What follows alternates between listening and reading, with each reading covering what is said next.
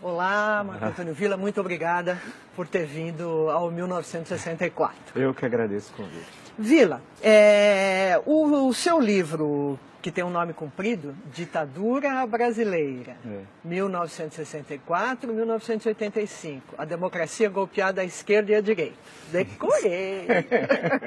Está criando partido, não está apostando no golpe. Não, criando grupo, mas um partido revolucionário, por forte influência cubana, com base nos soldados, cabos, marinheiros e sargentos das Forças Armadas e com o intuito golpista estatal. E aí a influência nefasta, a Revolução Cubana fez um mal danado à América Latina, ao Brasil em particular, que era desprezar a política e apostar na solução armada, e em solução armada não há política. Então você tinha o Brizola, tinha o Jango com sua proposta de golpe, tentou várias vezes, né? Inclusive impondo o Estado, tentando impor o Estado de sítio em 63. Não conseguiu, teve que retirar a medida.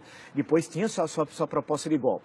Tinha a Ligas Camponesas e o Movimento Revolucionário de Tiradentes, que era seu braço armado, que em 62 foram descobertos, a imprensa toda noticiou, 7 campos de treinamento guerrilheiro do Julião com dinheiro cubano. E sabe-se que é dinheiro cubano porque caiu um avião, foi aberta a mala diplomática e lá tem as provas dessa ligação. O PCdoB manda em março de 64 o primeiro grupo guerrilheiro treinar na China, né? O PCB também apostava no golpe, na velha tradição de 1935.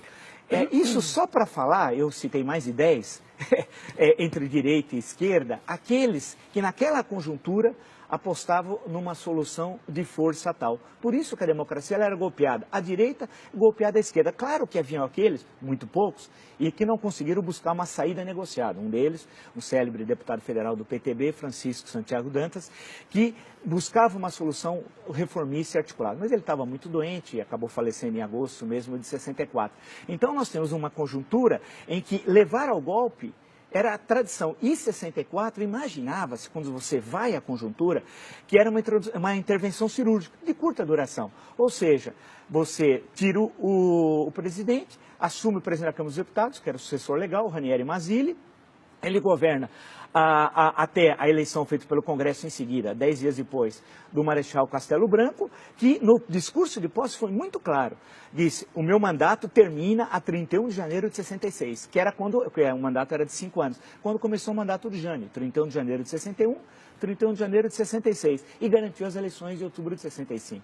E quando nós chegamos a 64, 64 é uma continuidade do positivismo, né?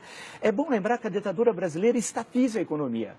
Estatizou a economia. Por isso que tem gente que não conhece história, que primeiro compara o Brasil à Argentina, a ditadura argentina. Tem que ser preso, chamar o PROCON, preso no sentido histórico, não preso, tem que chamar o PROCON porque não conhece nada de história. Não há nenhuma relação entre o regime brasileiro e o regime argentino. Lá desestatizou, aqui estatizou.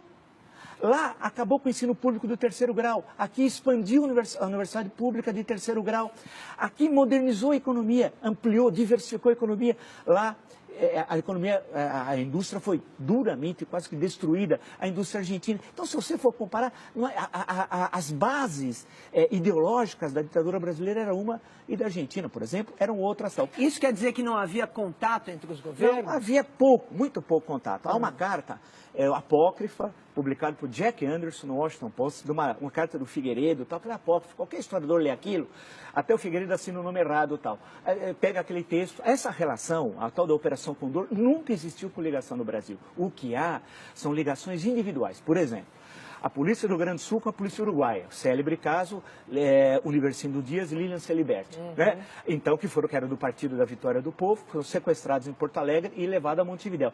Mas esses casos, que ocorrem também logo depois de 76 com o golpe na Argentina e algo depois de 73 no Chile. Mas o que eu insisto muito em destacar, é que o período 64, 68, na questão que você colocou, como é possível chamar de ditadura? Ele precisa mudar o dicionário. O conceito de chamar o Bobbio, se fosse possível chamá-lo, e mudar o conceito de ditadura no dicionário de política. Por quê? Nós tivemos em 64, em 68, eleições diretas para governadores em 65, outubro, para 11 estados, porque não era coincidente as eleições, com o quadro partidário anterior. Que ditadura tem eleições no qual a oposição ganha, por exemplo, em 2 estados chaves, Guanabara e Rio de Janeiro. Tivemos eleições em 66, tivemos eleições em 68, que ditadura tem passeata dos 100 mil? Como tivemos no Rio de Janeiro. Você nem começa a fazer a passeata. E teve a passeata dos 100 mil. Que ditadura tem os festivais de música popular que nós tivemos aqui no Brasil entre 64 e 68? Que ditadura tem o movimento artístico, o teatro, por exemplo, que nós tivemos no período de teatro de contestação? A interpretação mais comum, vamos dizer, a respeito desses assuntos de outros historiadores que passaram por aqui, é que, por exemplo, em relação à vida cultural, ela foi formada durante o período anterior à ditadura e ela se espalhou ali a despeito do general-presidente. E assim, enfim, em geral, o entendimento... Pois é, mas não teve censura? Muito pouca. O Show Opinião, por exemplo, que é de 64, teve depois algumas mudanças da principal, primeiro foi a Nara, depois a Maria Bethânia e tal. Você teve algumas... É que você combinou, não é democracia. Aí que é necessário ver os conceitos. Nós temos o período 64 a 68, é uma combinação de autoritarismo com resquícios da ordem democrática da Constituição de 46. Então nós temos um mix que explica esse período 64 a 68. Explica, por exemplo, a publicação de romance como Quarupi, do Antônio Calado, né? O teatro, oficina, arena e não só. Explica o cinema, né? O cinema. É bom lembrar que a ditadura queria lembrar filme para apoiar o cinema nacional. Eu queria saber que ditador na América Latina criou uma empresa para apoiar o filme nacional. Mas vê como que a coisa é diferente aqui. Então, período 68, 78. Agora veja a contradição. Por isso que a gente não deve temer. Se construiu uma leitura do regime militar que me parece muito equivocada. Se o AI-5, como é sabido, vigorou de 13 de dezembro de 68 a 31 de dezembro de 78, em 74, nós tivemos uma eleição relativamente livre para o Senado. O Brasil tinha 22 estados. O MDB, a oposição, ganhou em 16, perdeu em 6, na verdade perdeu em 5, e no Maranhão era candidato único da Arena. Né? E o que aconteceu? Quem assistiu, se tem alguns vídeos, o regime militar que criou o horário político gratuito. A versão do regime militar não havia, que era para igualar a Arena e MDB. Quem lembra o Orestes Quercia, candidato aqui em 74, explicando a concentração de salários, fazendo um gráfico com dados do Diese, né, do Barelli, e mostrando a... Teve alguma ditadura que teve eleição? Teve eleição na Argentina, no Chile? Claro que não. Agora, o que tinha? Tem a cassação, claro. Em seguida, o que acontece? Você tem parlamentares, já eleitos em 74, numa vitória histórica, algumas eleições do Lisânias Maciel. É que a grande questão é que há uma leitura que hoje é fundamentalmente ideológica, com a carga ideológica do presente, sobre o período de falar ditadura 79. Por quê? 1º de janeiro. Restabelecida imunidade parlamentar. Quem chama de ditadura não sabe nada de política, de história.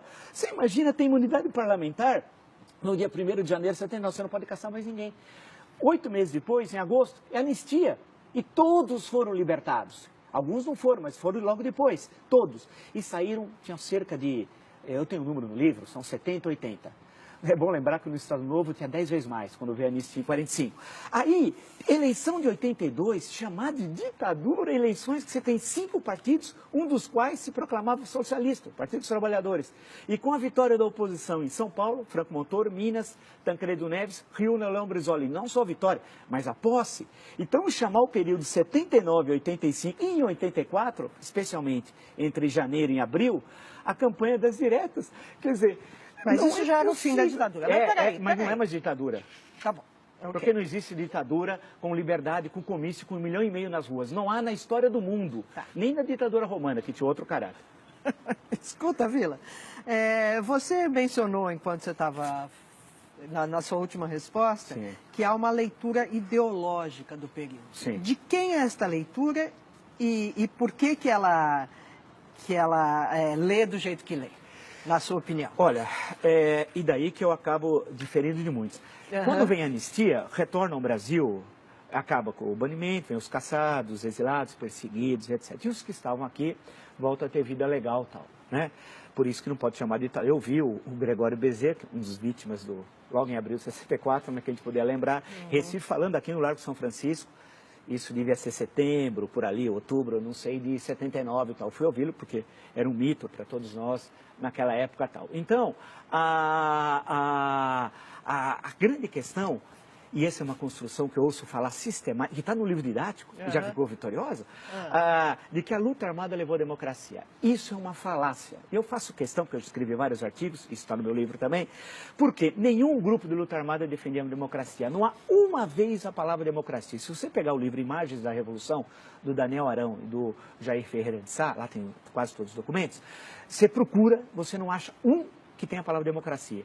Nenhum documento. Todos queriam ditadura do proletariado. A divergência seria a cubana, algumas vezes de viés soviético, parte desses grupos não tinham muita proximidade com a União Soviética, ou chinesa, se nós veríamos então o Brasil com os olhos puxados. Essa era a divergência tal. Democracia nenhum. E todos, a ação que eles tiveram aumentou a repressão.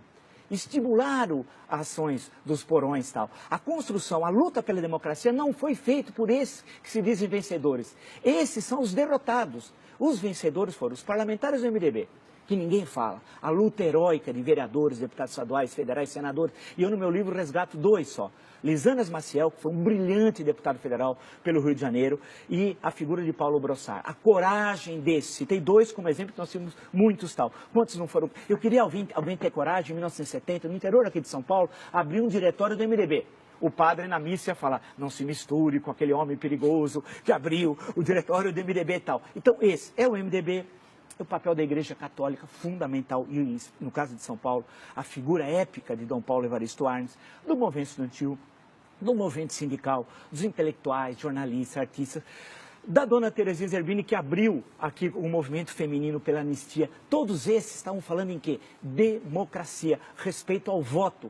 Os grupos de luta armada desprezaram. Eu faço questão no meu livro, cito, leiam, entram no Google, Mini Manual do Guerrilheiro Urbano, leiam. Aquilo é democracia, aquilo é barbárie. Aquilo é barbárie pura, é ensinar como matar as pessoas. Né? Agora, significa que devia ser reprimido o autor Carlos Marighella da forma como morreu aqui na Alemanha Casa Branca? Evidente que não. Evidente que não.